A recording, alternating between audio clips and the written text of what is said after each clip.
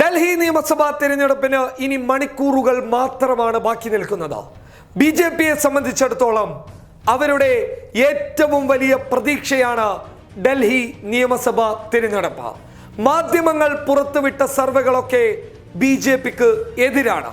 മാധ്യമങ്ങൾ പുറത്തുവിട്ട സർവേകളിൽ വ്യക്തമാക്കി സൂചിപ്പിച്ചിരുന്നത് ബിജെപിക്ക് തിരിച്ചടിയാകുന്നത് ഷാഹിൻ ബാഗിലെ പ്രതിഷേധം തന്നെയാണ്.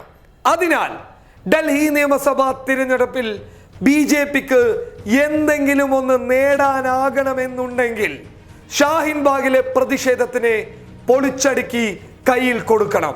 അതായത് ഷാഹിൻ ബാഗിലെ പ്രതിഷേധക്കാർ അവർ ദേശദ്രോഹികളാണ്, അവർ പാകിസ്ഥാന് വേണ്ടിയിട്ട് മുദ്രാവാക്യം വിളിക്കുന്നവരാണ് എന്ന് തെളിയിച്ചു കൊടുക്കാൻ ബിജെപിക്ക് സാധിക്കണം. അതിന്റെ ഭാഗമായി അവർ നിരവധി കാര്യങ്ങളാണ് നിലവിൽ ചെയ്തിട്ടുള്ളത്. പക്ഷേ ഇനി ചെയ്യാൻ പോകുന്നത് മറ്റു ചില കാര്യങ്ങളാകാം. അതായത് അവസാന അടവെന്ന രീതിയിൽ നിയമസഭാ തിരഞ്ഞെടുപ്പിൽ വിജയിക്കാനുള്ള മുന്നൊരുക്കത്തിന്റെ ഭാഗമായി ബിജെപി എന്തു വേണമെങ്കിലും അവിടെ ചെയ്തേക്കാം. പക്ഷേ ഇനി അതൊന്നും ഷാഹിൻ ബാഗിലെ പ്രതിഷേധക്കാരുടെ രോമത്തിൽ തൊടാൻ പറ്റുന്ന കാര്യങ്ങൾ ആവില്ല എന്ന് ഉറച്ചു പറയാൻ ഞങ്ങൾക്ക് സാധിക്കും. കാരണം പഞ്ചാബിൽ നിന്ന് സിഖുകാർ ഷാഹിൻ ബാഗിലെ പ്രതിഷേധക്കാർക്ക് സംരക്ഷണം നൽകാൻ വന്നതിന് ശേഷം മറ്റു പല സംസ്ഥാനങ്ങളിൽ നിന്ന് നിയമസഭാ തിരഞ്ഞെടുപ്പ് അടുത്തത് കൊണ്ട് തന്നെ ബിജെപിയിൽ നിന്ന് വലിയ രീതിയിലുള്ള ആക്രമണങ്ങൾ പ്രതീക്ഷിക്കാം എന്നുള്ളത് കൊണ്ട് തന്നെ പല സംസ്ഥാനങ്ങളിൽ നിന്ന് ആയിരങ്ങളാണ് പ്രതിഷേധത്തിന് ഐക്യദാർഢ്യം അർപ്പിക്കാൻ വേണ്ടി മാത്രമല്ല, മറിച്ച് അവിടെയുള്ള പ്രതിഷേധക്കാർക്ക് സംരക്ഷണ വലയം തീർക്കാൻ എത്തിയിട്ടുള്ളത്. അത് പല മേഖലകളിൽ നിന്നുമാണ്.